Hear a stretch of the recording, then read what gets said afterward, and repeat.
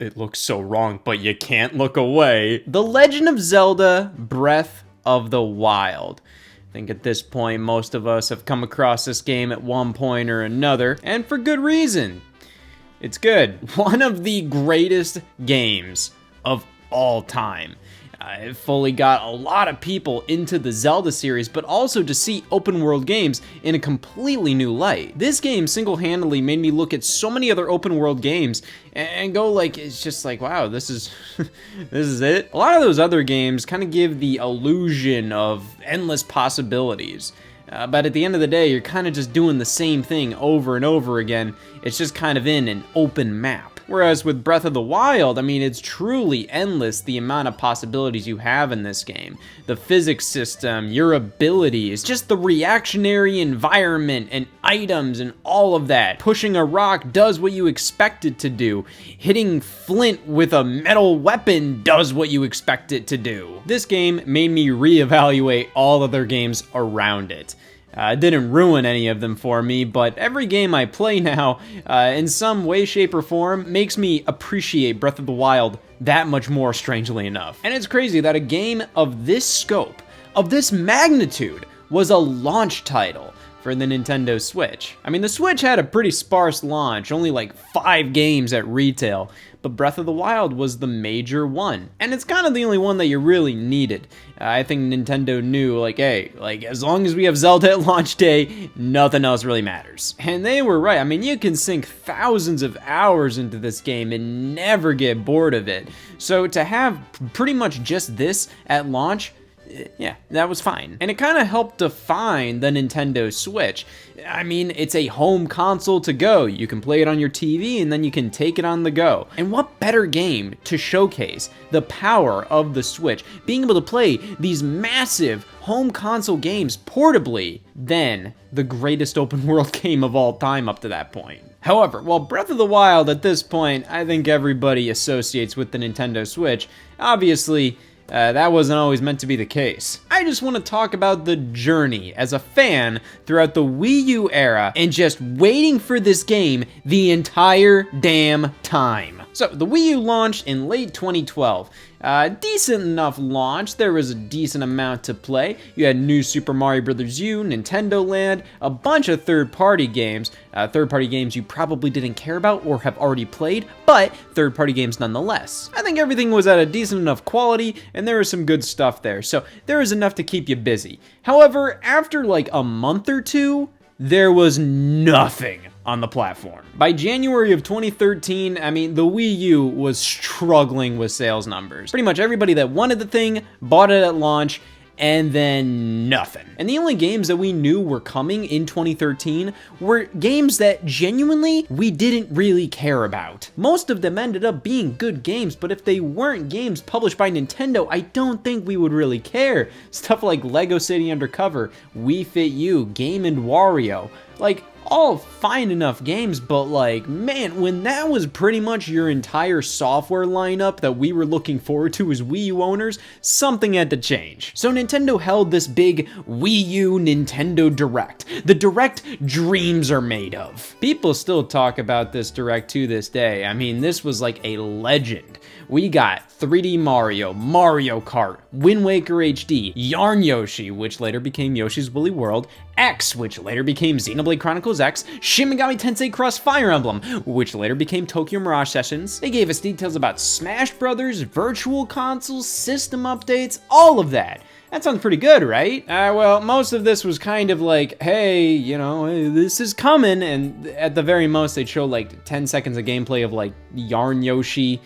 Shin Megami Tensei Cross Fire Emblem was a concept at the time that just started production, and they just showed like stock art from both series. 3D Mario and Mario Kart were just kind of name dropped, as in like, yeah, we're working on this, and you'll see them in a couple months at E3. Same went for Smash Brothers. Wind Waker HD had a couple screenshots, which at least kind of sold us on the idea of that game. But overall, it was pretty much a Direct created to just be like, hey, please don't worry. But as a Nintendo fan at the time, that was incredible. That's all we really needed. I mean, we just needed goddamn something to get out of the bed in the morning. But probably one of the more intriguing things in this Wii U Direct was Zelda Wii U. They didn't really talk about much with this game. I mean, keep in mind, Skyward Sword on the Wii came out in late 2011, so this was only about a year after that game, and now they were just like, hey, this is what we're thinking about the next Zelda game. And it all kind of felt like a response to the criticisms of Skyward Sword. It felt like with Skyward Sword that a lot of people were getting tired of the standard Zelda formula. And that's probably because Skyward Sword took that formula and just milked it dry, turning it into like this incredibly linear adventure. Skyward Sword was still a great game, but I think at the time, with games like Skyrim coming out and the 360 and PS3 really hitting their peak, the Wii was really starting to show its age. I think a lot of people were just kind of getting tired of everything surrounding that system and what the games had to be on that system. And the fact that Skyward Sword's entire like core game design, like it was so linear because of the control setup. You didn't really have camera control. You had to focus on motion control a lot, so they kind of designed the game around just, hey, go, just keep going forward, man. That's not inherently bad, it's just a different style of Zelda, which I think that's a lot easier to appreciate nowadays, but back then, I mean, like, when that's the newest game, I think as a fan, you just kind of have a fear of like, oh, well, this is what Zelda is now. And in this Wii U Direct, they specifically said they wanted to rethink the conventions of Zelda for this next Zelda game on Wii U. Now, what were the conventions of Zelda? You play by yourself and you complete dungeons in a certain order. So completing dungeons in a certain order. So it's obvious they wanted to make this game a lot more non-linear, a lot more, hey, this is your own adventure. Go about it how you want to.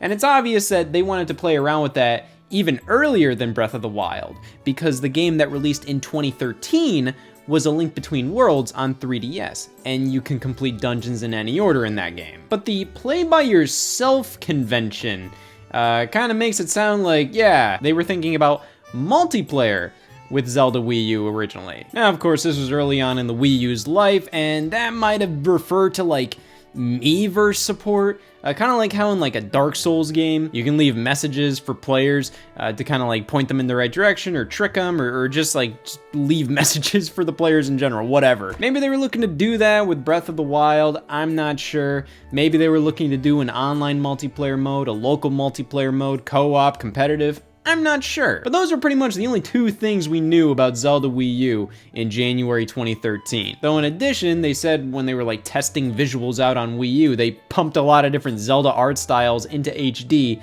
on the system, and they really liked how Wind Waker looked, which is why we got Wind Waker HD. And they pretty much offered Wind Waker HD as kind of like a little like, hey, an appetizer platter. Hey, here's Wind Waker HD while you wait for Zelda Wii U. 4 years later. And that was pretty much it until E3 2014. It's pretty crazy how quickly development went back then, but it didn't really feel like it, you know?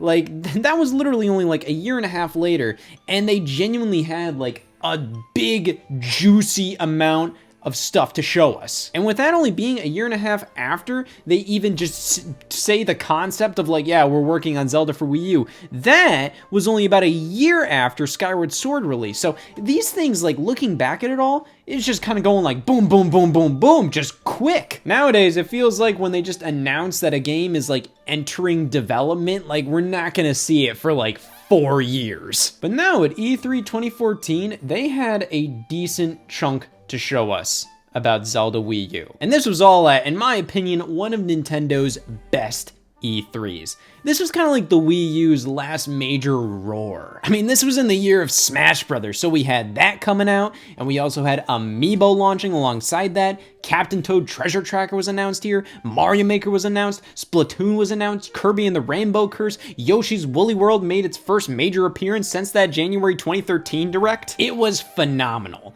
But I think what really put it over the top was the fact that we got a full segment dedicated to this new Zelda game. AJ Numa appeared again, and he was just talking about, again, the concepts that they had going into this next Zelda game. And here he specifically said how they were particularly inspired by the original Zelda. You know, with that game, it's pretty much like, yeah, you genuinely make your own adventure there. You don't know what the hell to do. You're just pretty much dropped into this world, and you're just kind of told, go. And with that, he snapped his fingers, which is kind of foreshadowing to the Nintendo Switch. I obviously didn't think that far ahead, but it's interesting to kind of look back at that and see like, oh, he snapped his fingers. And wow. This game looked unreal, especially being a Wii U game. Like, my lord. Open world Zelda. That's what this was being sold as. That's what it was. That's what it looked like.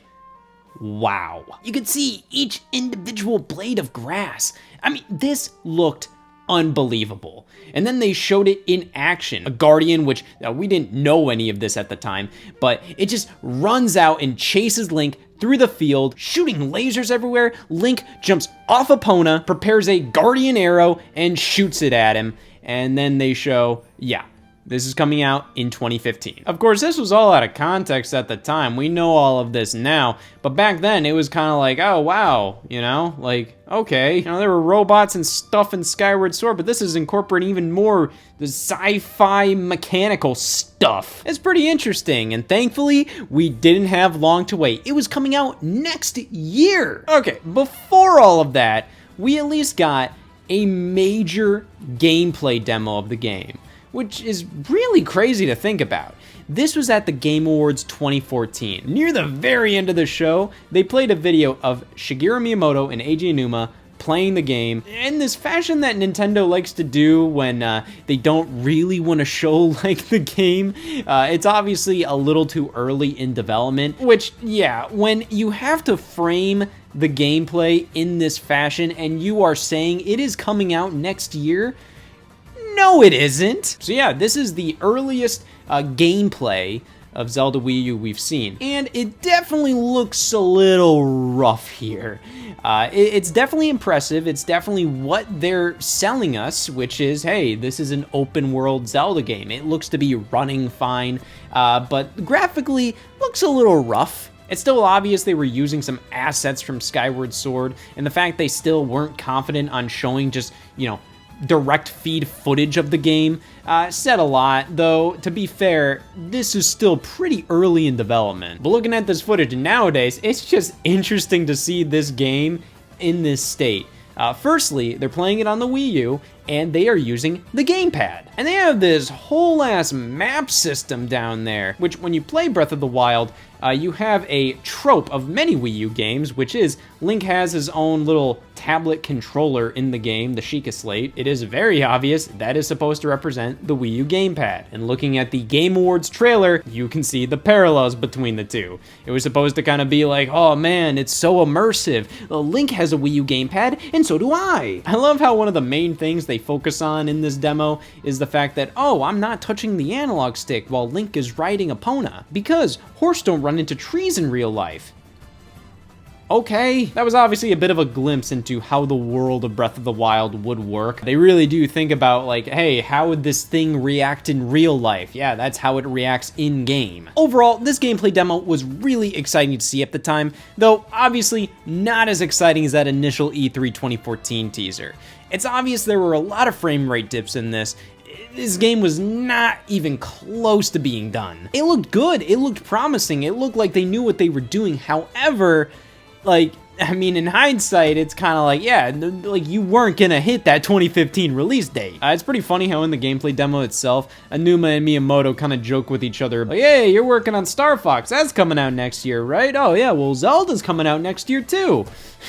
Nope. Well, not too far into 2015, Aonuma released a video on Nintendo's social media accounts, pretty much saying how they've come up with a couple of new ideas for Zelda Wii U, and thus they weren't aiming for 2015 anymore as their internal release date. So when I initially heard this, I remained optimistic. Like, oh, so there's just not a fire under your ass anymore. Well, you still might finish it by the end of the year, right? Yeah, I had a lot of hope going into 2015 for Wii U. It truly seemed like, oh my god, things are really turning around for the console. We were getting Splatoon, Mario Maker, Star Fox, and Zelda? Yeah, one of those fell, and eventually another one of those fell. But Zelda in 2015, like, this game was pretty much non-existent for the entire year. It's wild that they thought they could hit 2015, and that delay announcement was pretty much all we got that year. They just kept their heads down and chipped away at this game non-stop. The only thing we got was later on in November of 2015 when Nintendo held a direct and they announced Twilight Princess HD. They did this transition from Twilight Princess to Zelda Wii U to just say how, yep, it's coming in 2016.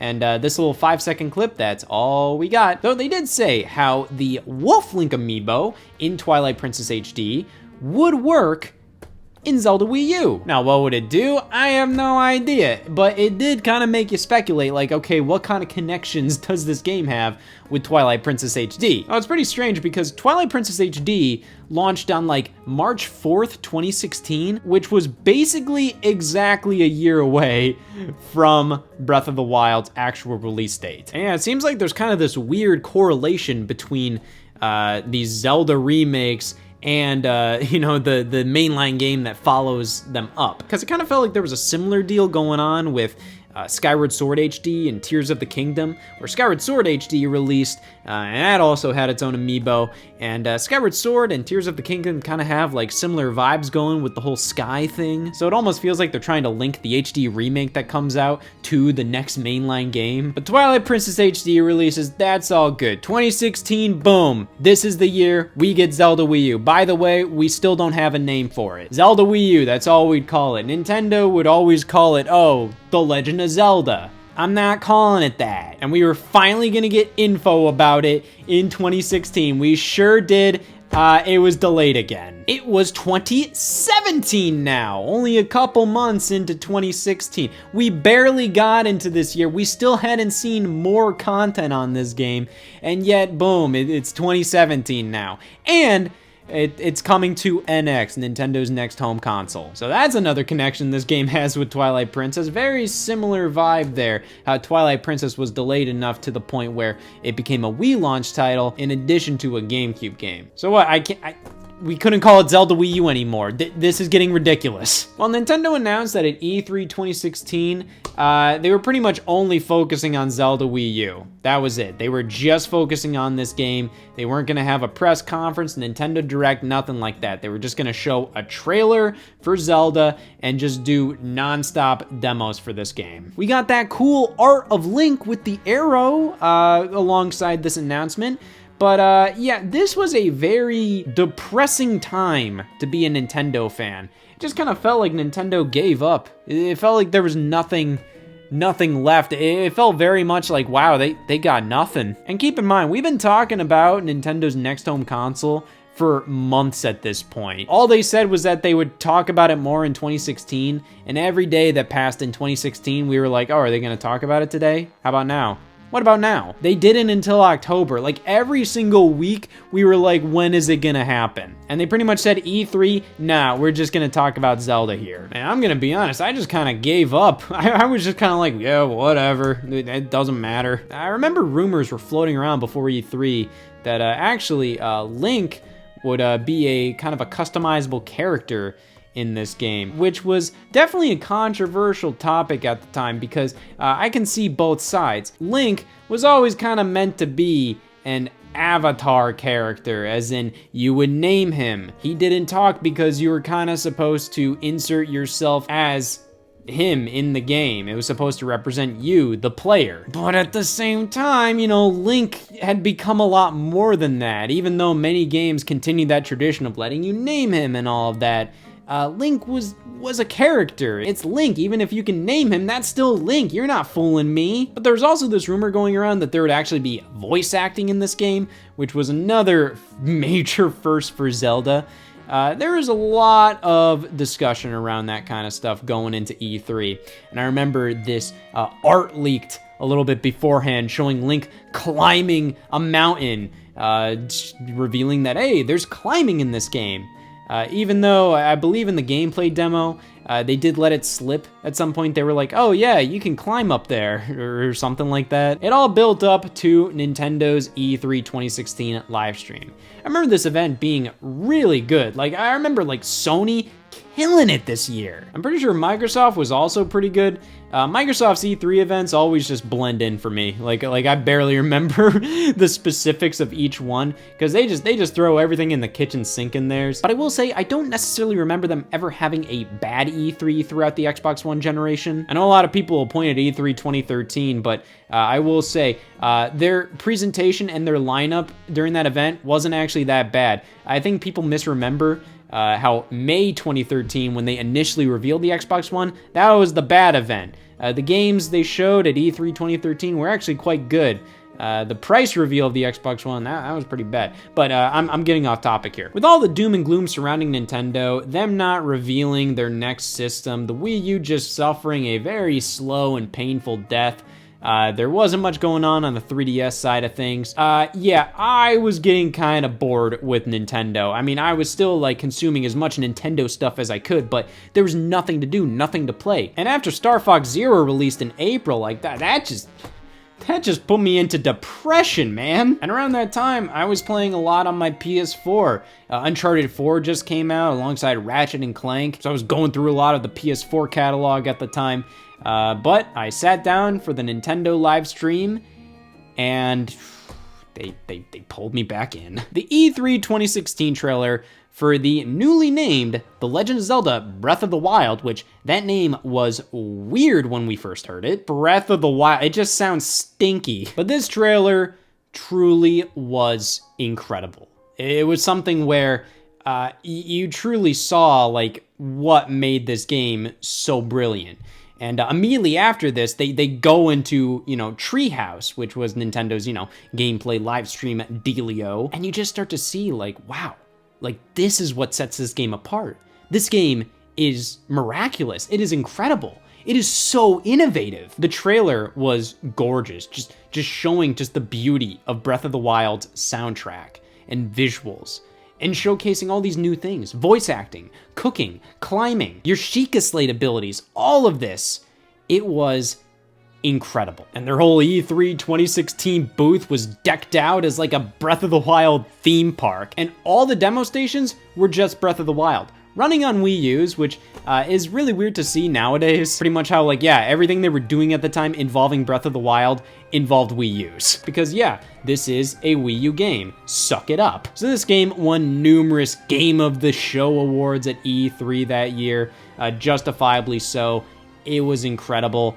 I definitely got pulled back into Nintendo at the time. It was a good feeling. And then a couple weeks later, Mario and Sonic Rio 2016 released on Wii U, and I went right back to depression. So yeah, that was enough to sell us on this game, the fact that yeah, it's taken so long, and it makes sense why it's taken so long. It was finally good to have some confidence in this game again. And then we move into October 2016. The Nintendo NX is revealed as Nintendo Switch, showcasing Breath of the Wild, playing on it. Another quick trailer showcasing Towns was shown at the Game Awards 2017. And then in January of 2017, during the Nintendo Switch presentation, we got the final major trailer for Breath of the Wild, showcasing the release date of March 3rd, 2017, a launch title for the Nintendo Switch.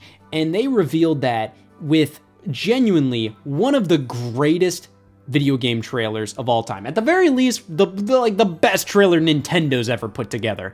I think this is probably at least like top 20 for best video game trailers of all time. The Zelda theme in this just ramps up and just gets you so excited. It feels so epic. And the original way we all saw this was in Japanese. So the Nintendo Switch presentation 2017 was live streamed from Japan. It was live translated by Nintendo of America's Treehouse team. But Breath of the Wild's trailer was still all dubbed in Japanese. And that honestly kind of heightened the experience for me, because the voice acting here, they showed this scene with Zelda crying, and the Japanese version is just holy shit. Dude, this is serious. The English trailer, it's more of like a whimper, just not nearly as impactful. But still, yeah, that is genuinely like one of my favorite video game trailers. It is just so goddamn epic. So much so that the music for that trailer was remixed and put into Smash Bros. Ultimate. That's how good it is. I remember a lot of rumors going around that 3D Mario was gonna be the launch title for Nintendo Switch, and then Zelda would have been like the holiday title. That would have been pretty stupid. I mean, I think it would have worked out in the end, either way. I mean, if Mario Odyssey was the launch title and Zelda was the holiday title, I mean, it would have worked. You pretty much just swapped 10 out of 10 games release dates, so it's just like, whatever. But I mean, that would have made Nintendo releasing a Wii U game in November of 2017, like that was stupid. No, they released both of these on the same day, on March 3rd, 2017, which was a bit of a different tactic from what Nintendo did with Twilight Princess, where that came out on the Wii first, and the GameCube version came out a couple weeks later. All to just make sure GameCube fans were slightly content with, with their situation. You know, you wait so long for that epic Zelda game for GameCube, and then it's just like, hey, you know, f you, it's on Wii, buy a Wii. Nah, Nintendo wanted to do right by their customers. If you bought a Wii U specifically for Zelda Wii U, well, hey, like, you still get it on Wii U. And they did it day and date on Wii U.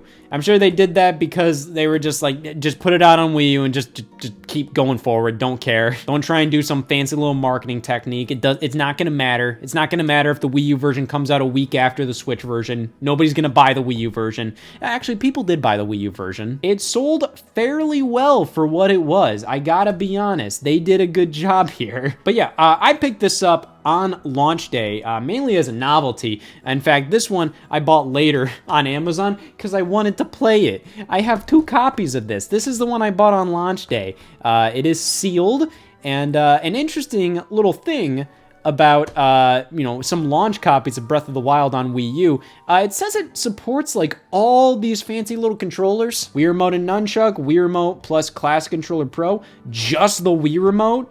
Yeah, that's a little weird. Interesting, because I remember when Skyward Sword released, you know, it was kind of like, oh man, what if this is the control method for Zelda moving forward? Some people were like, I don't want Zelda to go back to button control.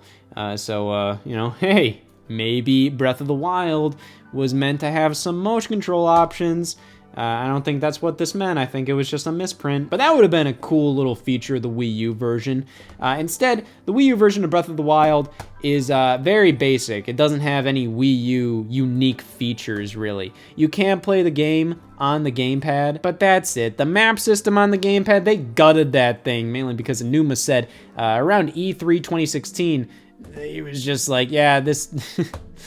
that's not fun. I don't want to keep looking up and down at the screen and the TV, screen and TV. It's pretty crazy that a Nintendo employee, producer in fact, said that when the Wii U was still relevant, but they knew it was going out. Who cares? Just shit on it. But yeah, it was a pretty crazy road to release of this game. Pretty much had to wait the entire Wii U generation for it.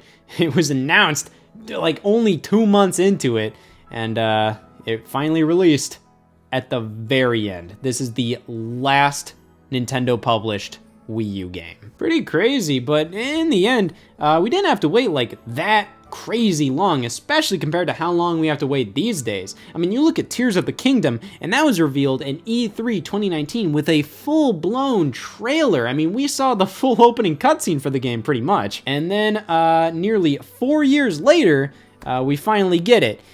Which is basically how long we had to wait from Zelda Wii U literally being mentioned to release date. If we're talking first trailers, it actually took longer. And of course, there's real-world issues that had to do with that, other things happening, all of that. But it's pretty wild that this felt like an eternity to get. Like, it felt like it was a grueling wait. But I think that was kind of mostly due to the fact that there wasn't much to do on Wii U. Whereas Tears of the Kingdom, we had to wait a while for that, but it doesn't feel nearly as horrible of a wait. It might be because I'm older now, so, you know, time just flies a lot more. Whereas during the Wii U era, 1, yeah, it's the Wii U era, and 2, you know, I was much younger, so, you know, it's just like, oh, man. But nothing was quite like the roller coaster that was this game's reveal to release. You know, it defined so much of the Wii U era for me, and when it finally released, it defined a whole new era. I always loved Zelda games, but I never finished them like before Breath of the Wild. Breath of the Wild truly got me to just like sit down on my ass and just be like, you know what, I'm going through this. And ever since then, I beat pretty much every Zelda game that I start playing. It's pretty wild that it took this long to actually get as invested into the series as I am today, but I have Breath of the Wild to thank for that. And I think a lot of other people have Breath of the Wild to thank for them getting into the Zelda franchise. I mean, you look at something like Link's Awakening, and I feel like that had a Breath of the Wild effect on its sales. That thing sold like 6 million units. It's Link's Awakening, man. It's crazy what this game did. It sold more copies than Switch units at the time. Absolutely insane. But if any game could do it, it's Breath of the Wild. This is one of my favorite games of all time. Whenever I pop it in, I have to play it for like 2+ hours. It is so enjoyable. It is so beautiful. And it is instantly understandable just like what makes this game special. And as special as Breath of the Wild is, it's always gonna be Zelda Wii U to me. It's easy to forget that build up to release sometimes, but when I look back at it, man, it was a wild ride. Especially seeing the temp box art at E3 2016, wow. Which would you rather buy?